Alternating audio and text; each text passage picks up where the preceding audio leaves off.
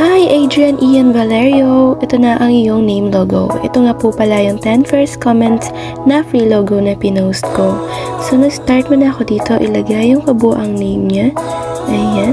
Dito lang muna sa baba para meron akong susundan o paggagayahan.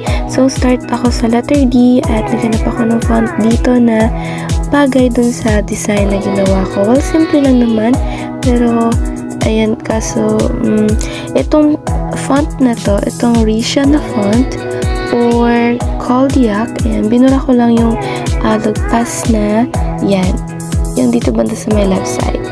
Kasi medyo malapad siya, kaya yan yung pinili ko at binura ko na lang yung exist na line. And then, may slant line and then may nakatayo dyan. Kung makikita ninyo, may letter A and letter N na. And ayan, kinastomize ko na lang para mas magawa ko yung design na